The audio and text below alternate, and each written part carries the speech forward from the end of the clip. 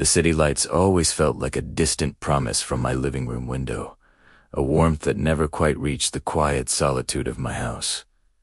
Especially at night. Nights like tonight, when I was completely alone, were the ones that made the silence feel heavy, almost like a presence in the room. I was settled on the couch, the flickering glow of the TV, a poor substitute for company, when it happened.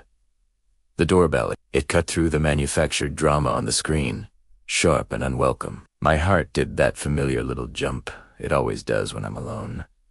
Who would be ringing my doorbell this late? I don't get visitors. Not without a call first. Every instinct screamed caution. My first move was to grab the remote and mute the TV, plunging the room into near silence, broken only by the hum of the refrigerator. I crept from the living room into the hallway, my bare feet silent against the cool hardwood floor. My hand hovered over the porch light switch. Don't turn it on, I thought. Don't let them know you're here. Don't let them know you're watching. It was a rule I'd made for myself a long time ago. My eye pressed against the cold metal of the peephole. The world outside was distorted, a fishbowl of darkness. The street lamp cast long, skeletal shadows, but my porch was a pool of black, and in that black, something was moving. It was small, a silhouette, a black blob, against the slightly less black night, maybe 3 or 4 feet tall. It wasn't just standing there. It was dancing, a slow, bizarre, rhythmic motion. It dipped on low to the ground, and then gracefully, almost fluidly, oscillated what looked like arms outward and upward, like a bird testing its wings in slow motion. A graceful, silent, and utterly terrifying ballet on my doorstep. The shape was opaque, a void in the darkness. I couldn't make out a face, or clothes, or any human feature. It was just this thing, performing for an audience of one, through a tiny glass lens. The strangeness of it was chilling. The fluid, almost beautiful movements were so at odds with the primal fear crawling up my spine. My breath hitched to my throat. I couldn't process what I was seeing. It was too much.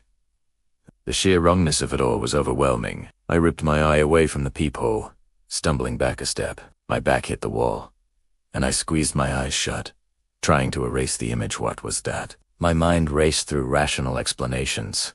A kid in a weird costume. A prank. But the movements, they weren't playful. They were deliberate, hypnotic, unearthly. After a few seconds that felt like an eternity, a sliver of courage, or maybe just morbid curiosity, returned. I had to know if it was still there. I took a deep, shaky breath and forced myself to look again. I pressed my eye back to the peephole. Nothing. The porch was empty. The silent, dancing shadow was gone. There was no sound of footsteps running away, no car door slamming shut. Just the same oppressive quiet as before. It had vanished as mysteriously as it had appeared. I stayed frozen there for what felt like hours, staring at the empty porch through that tiny lens. I never opened the door. To this day, the memory is burned into my mind. The dark, dancing figure. The silent performance. I have no explanation.